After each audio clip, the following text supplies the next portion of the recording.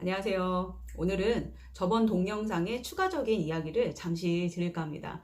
엄마표 공부를 하면서 아이들이 어려워했었던 부분을 제가 이제 프린트물 학습을 하면서 어떻게 공부를 해야 되는지 구체적인 걸 보여드렸을 거예요.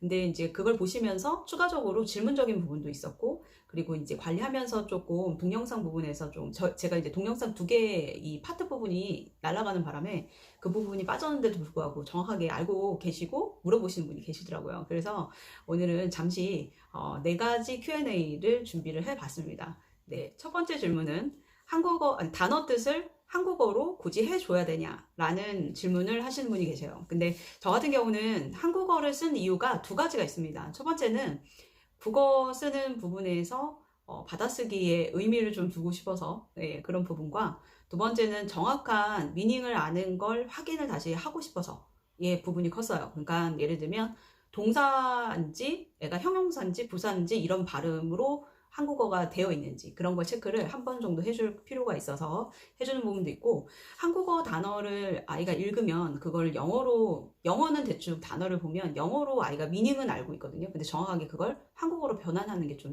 안 돼서 그거를 정확한 사전적인 단어가 좀 필요하지 않을까라는 생각이 들어서, 조금은 딱딱하지만 한 번은 조금 관리를 해줘야 되겠다라는 생각이 들어서 지금은 디테일한 관리를 하는 시간이기 때문에 조금의 추가적인 학습을 하고 있습니다. 네. 그리고 이제 두 번째, 한과를 푸는데 도대체 시간이 얼마 정도 걸리냐라고 물어보시는 분이 계세요. 근데 생각보다 제가 스톱워치를 재서 시간을 재보면 그렇게 오랜 시간이 걸리지 않아요. 그러니까 전체적으로 한번 리딩도 큰 소리로 리딩하는 거 두 번 해주고, 단어 쓰기 해주고, 딕테이션까지 해서 문제 틀린 것까지 다 고치는데 한 30분 정도 소요가 되더라고요. 네, 한 30분을 엄마표로 수업을 하는 거는 맞지만 그 중간에 꼭 추가적인 행동을 제가 했었던 부분이 있습니다. 예를 들면 오늘 프린트물이 3과다. 그러면 그 전날의 3과의 문제집을 풀고 워크북까지 다 풀어 있는 상태. 이 풀어있는 상태는 엄마가 채점을 하고 그거에 대한 피드백을 했다는 게 아니고, 그 전날에 아이가 꼭 한 번 정도 대충이라도 풀어봤냐, 그 정도까지는 체크를 그 전날까지 꼭 하는 편이에요. 그래서 전날에 공부한 걸 가지고 그 다음날 피드백을 해주는 편이고, 그 다음에 피드백은 제가 아까 저번에 올린 것처럼 디테일한 영어 학습에 대한 그런 피드백을 해주고 있습니다. 그게 총 소요 시간이 30분 정도 걸리더라고요. 네, 세 번째는 공부가 끝나고 나서 영어 받아쓰기를 해주고 있느냐라는 이야기를 하시는데, 저는 한국어도 그러고 영어도 그러고 추가적인 받아쓰기를 해주는 편은 아니에요. 이제 국어 같은 경우는 제가 나중에 국어 학습에 대해서 받아쓰기에 대해서 얘기를 한번 드리겠지만, 한 달 정도 제가 이제 블로그 올린 글을 보니까 한 달 정도 아마 한국어가 너무 부족해서 받아쓰기와 한자를 해준 적은 잠시 있었어요. 이렇게 한 바닥씩 쓰는 문장 쓰기, 그걸 해준 적은 있긴 한데 그때 이후로는 써본 적은 없고, 문제집을 통해서도 이제 계속 쓰게 되니까 아이들이 어느 정도 지나고 나면 성장을 하더라고요. 그래서 저는 약간 문제집을 전에도 말씀드린 것처럼 조금 비슷한 문제집을 많이 풀리면서 아이를 성장시키는 편이기 때문에 받아쓰기는 구체적으로 되게 심각하다라는 하지 않는 이상은 해주지는 않습니다. 네. 참고로 오늘 같은 경우는 애들 이제 1월, 2월, 3월, 4월 영어로 좀 어렵잖아요. 근데 현지에서 외국에서 살던 친구인데도 불구하고 갑자기 1월부터 12월까지를 헷갈려 하더라고요. 그래서 오늘 한번 A4지 주면서 써봐라. 이런 식으로 밥 먹다 말고 그냥 그렇게 한 번씩 관리를 해준다든가 그거 이외에는 웬만해선 평소 때 의자에 앉아가지고 공부시킬 때 받아쓰기를 하는 편은 아닙니다. 네. 네, 마지막으로 이제 네 번째 질문은 이렇게 공부를 하게 되면 좀 많이 질려하는 거 아닌가요? 그러면 어떻게 해야 되죠? 이런 얘기를 하시는 분이 계세요. 네.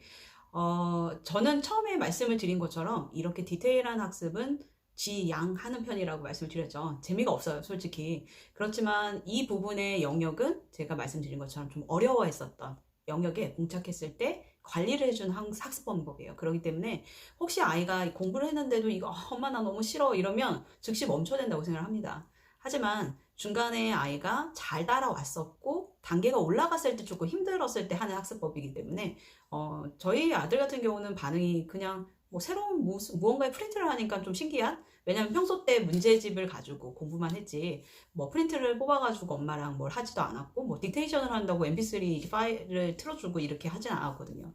그렇기 때문에 아이가 느낄 때는 좀 신선한 부분의 학습이다라고 생각을 했었던 케이스고, 하물며 이제 옆에 있는 형아 같은 경우는 엄마 왜 나는 이런 거 안 해줘? 나도 프린트 해가지고 공부 이거 하고 싶어. 나도 해줘라고 얘기해서 맨 뒤에 이제 리뷰 파트만 프린트를 해서, 이제 큰아이 같은 경우도 나중에 이제 여기 문제집이 끝날 때쯤 돼서 한번 많이 틀리는 부분에 대한 복습만 하자 이렇게 말을 할 정도로 좀 신선해하는 부분은 있어요. 근데 처음부터 1부터 10까지 막 모든 걸 관리해서 디테일하게 하시는 어머님들도 계세요. 근데 그게 이제 길게 가면 다행인데 그렇지 못하는 경우가 너무 많기 때문에 제가 권해주지 않은 방법이긴 하지만, 이제 중간에 잘 하고 있다가 힘들어하는 부분이라면 조금은 힘들어도 아이를 좀 다독여서 거기 부분 영역을 좀 넘어갈 수 있는 단계까지 좀 만들어 준 다음에 원래 예전에 좀 쉽게 문제집만 풀렸던 그 방법으로 하는 것도 나쁘지 않다라고 생각을 합니다.